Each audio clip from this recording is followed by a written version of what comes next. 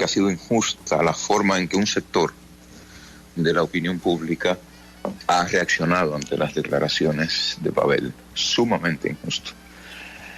Pedir que un ministro renuncie, montar una campaña, no pedir, montar una campaña persistente, sistemática, cotidiana, pidiéndole a un ministro que renuncie porque ha dicho algo con lo que una parte de la sociedad no está de acuerdo, no me parece de demócratas.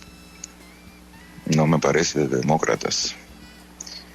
Las diferencias se discuten, las que sean, se discuten, se confrontan en el único espacio posible que la democracia ofrece para su confrontación, que es la deliberación y el debate público. Y al final, la sociedad juzga, la sociedad toma sus posiciones, o los que participan del debate público, decir la sociedad es muy pretencioso, los que participan del debate público toman sus posiciones. Y esa es la razón por la que el artículo le está dedicado. Yo soy amigo de Pavel Issa de hace mucho tiempo, amigo, muy amigo. Y cuando siento que un amigo está siendo injustamente atacado, no significa que no podamos estar en contra de lo que dice. Significa que la forma en que un sector, y lo quiero reiterar, un sector de la opinión pública ha reaccionado ante sus pronunciamientos es deliberadamente injusto y nocivo para la democracia.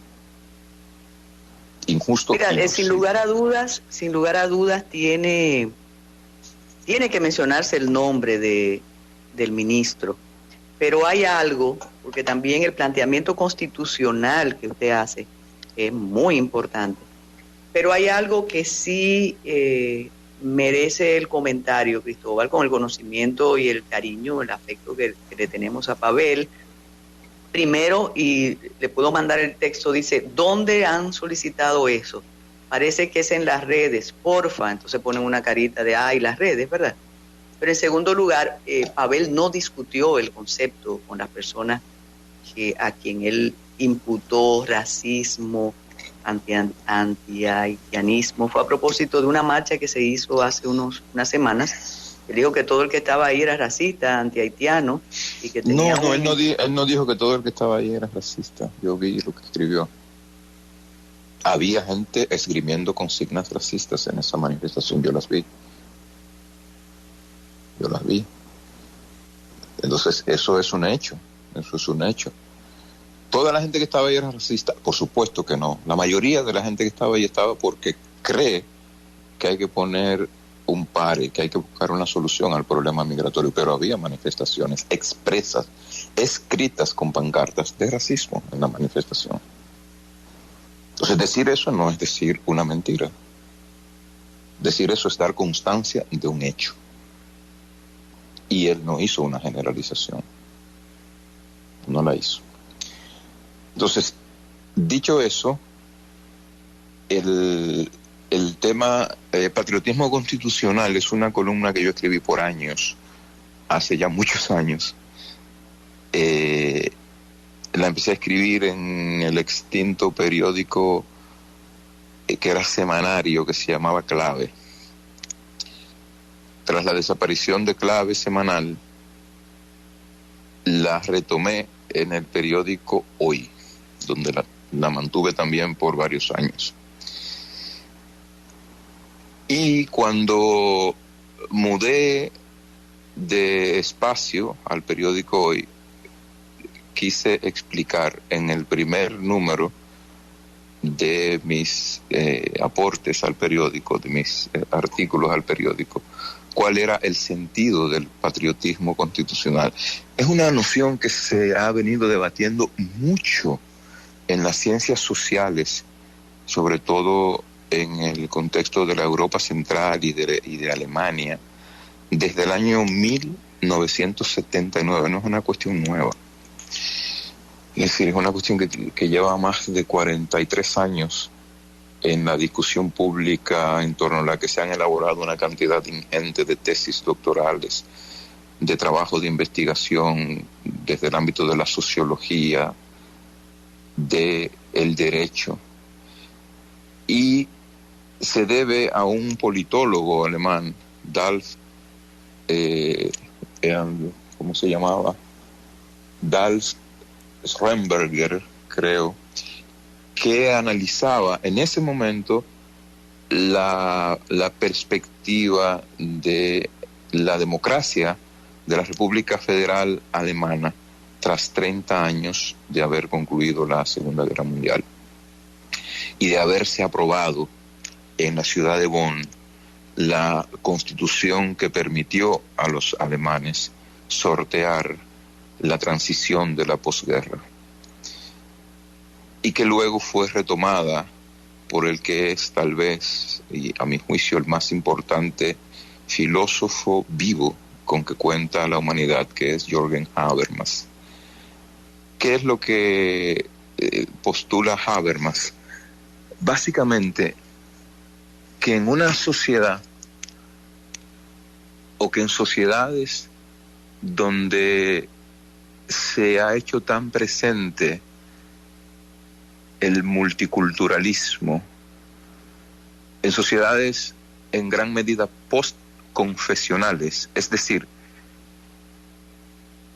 gobernadas desde el punto de vista de su relación con la fe, por tendencia cada vez más laicistas, donde está cada vez menos centralizada en una forma de fe la religión, y peor aún, donde cada vez más números más crecientes de la población no adscriben ninguna fe, donde las manifestaciones incluso idiomáticas son diversas. Italia tiene más de 35 formas lingüísticas de expresión. Bélgica tiene alrededor de 8. Si va a Nueva York puede escuchar gente hablando en todos los idiomas del mundo. En ese tipo de sociedades, buscar una seña de identidad que las cohesione, una seña de identidad que las cohesione, que es lo propio del nacionalismo surgido al amparo del siglo XIX, es imposible si no es desde un ejercicio de violencia. Y que por tanto había que buscar otras señas, otras formas de cohesión en ese tipo de sociedades. Y que la única forma universalizable para la generación de cohesión estaban en los principios y valores cardinales del ordenamiento constitucional, signados fundamentalmente por la idea de la democracia y por el universalismo de los derechos. De eso habla el artículo. De eso habla el artículo. De explorar o de llamar a la reflexión respecto de en qué medida somos capaces como sociedad de adscribir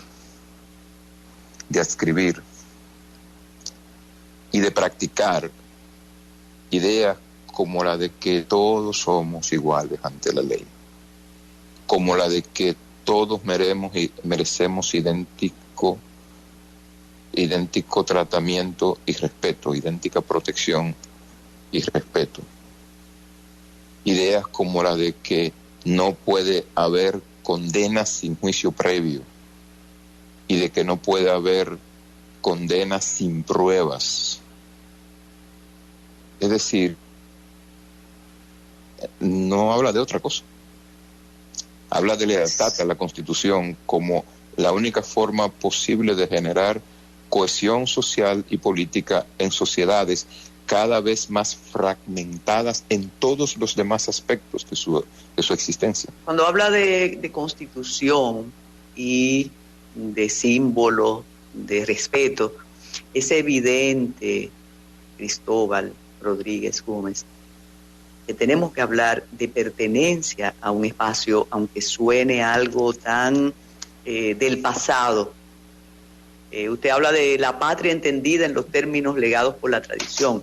Nosotros no tenemos pertenencia a este entorno. Yo pienso que hay generaciones. Usted tiene dos que no son millennials, sino que son...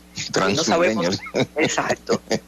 ¿Cómo le enseñamos la pertenencia a los límites donde nacieron, donde tienen símbolos que lo hacen ser de este país? Entonces, eso sí sentimos que se está alejando cada vez más, sobre todo, y se incluye en su trabajo, Cristóbal, que algunos pensadores combinan o relacionan patriotismo con autoritarismo. Y cuando se habla de Alemania y cuando se habla de que ningún alemán se debe sentir orgulloso después del Holocausto, los franceses y demás, pero en todos esos espacios hay una pertenencia, no tiene que ver con fronteras. Un portugués es muy diferente a un español a un francés, un italiano a un francés también, un argentino a un uruguayo, a un paraguayo, pero nosotros, sin haber tenido el patriotismo, entre comillas, si usted quiere, interiorizado, decimos que ahora debemos perderlo. Entonces, ahí el conflicto. No, pero es que yo no estoy ni diciendo ni defendiendo esa idea en absoluto. O sea, si yo estoy y he estado lejos de este país y escucho el himno nacional, me saltan las lágrimas. Si yo no le hablo de la patria, si yo ahora es la primera vez que he estado 2 meses y medio sin ir a mi casa, a la casa donde nací, y estoy ansioso porque necesito ir. O sea, eso no, nadie discute el vínculo emocional necesario, no sé si necesario, pero que existe y que es común a casi todos los humanos con el lugar de donde vienen. Ulises, después de 2 años peleando en Troya, después de 10 años peleando en Troya, pasa otros 10 sobreviviendo a todos los avatares posibles e imaginables, con el único propósito de volver, no a Ítaca, a su lecho en Ítaca, a un lecho que fue construido sobre un tronco de un árbol por él, que era un formidable artesano. O sea, no era cualquier lugar, era al lugar de su raíz, que no era metafórica.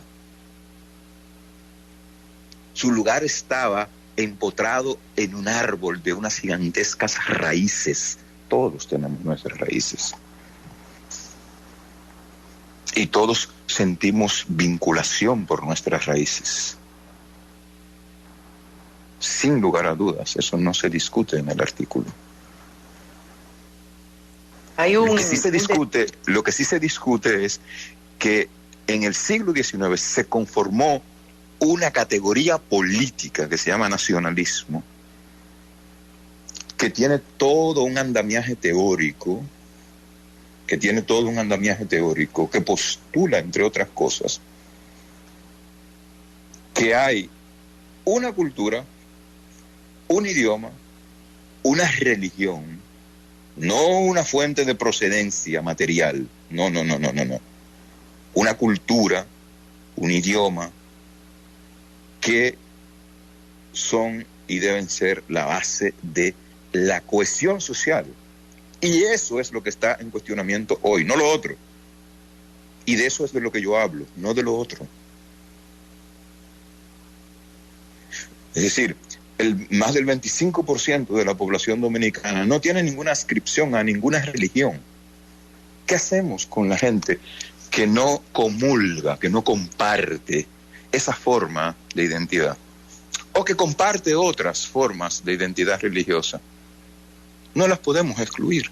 Pero lamentablemente ese respeto y esa validación de la inclusión y de la tolerancia no se da con las élites del otro lado, y ese es el grave problema de nosotros eternamente. Nosotros queremos asumir lo que tenemos ya aquí adentro. Casualmente ayer Antonio Marte decía los vecinos tomaron el territorio sin tomar un tiro, y eso, sin tirar un tiro.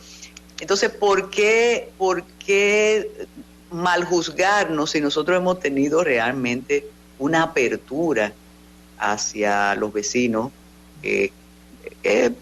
proverbial, Cristóbal, y sobre todo en las provincias, en los municipios fronterizos? Pero no quisiera limitar solo a eso. No, y no, naturalmente, pero quisiera hacer una referencia a eso. Yo estoy de acuerdo con la idea de que República Dominicana ha sido un país particularmente solidario con Haití, pero nosotros tenemos un problema migratorio grave, de una gravedad absoluta. Entonces, todas las leyes están ahí y han estado por décadas ahí, durmiendo el sueño de los justos. Entonces, hay quienes dicen, no, porque los haitianos están aquí porque no se los puede deportar. No, están aquí porque no los deportan. Están aquí porque no los deportan, y no los deportan porque se han generado intereses alrededor de la presencia ilegal de haitianos en República Dominicana. No se han generado, han crecido intereses que casi siempre han estado ahí, alrededor de la presencia ilegal de haitianos. Entonces, el problema se plantea en términos inadecuados. Los haitianos están aquí no porque un grupo de dominicanos traidores los traen, están aquí porque son beneficiosos para rubros importantes de casi todas las industrias, o de una parte importante de la industria, incluidas las labores que se realizan desde el Estado. Recuerde las declaraciones de Diandino Peña hace ya cerca de 15 años. Entonces, el debate migratorio tenemos que plantearlo también en los términos en que autorizan las leyes. ¿Qué pasa con las disposiciones del Código Laboral sobre la relación 80-20 de la mano de obra en todos los rubros de la industria y de la economía? ¿Qué pasa con los mandatos de la ley que establece la Estrategia Nacional de Desarrollo, que manda a la realización de un estudio para determinar con precisión cuál es el tamaño de la fuerza laboral extranjera que necesitamos en el país de cara a iniciar el proceso de repatriación de la que no es necesaria? ¿Cuándo se hizo? ¿Quién? Ni siquiera habla de eso en este país en el debate sobre migratorio. Síguenos en las redes sociales y suscríbete a nuestro canal de YouTube. Recuerda que el Matutino Alternativo no es otro más, es diferente.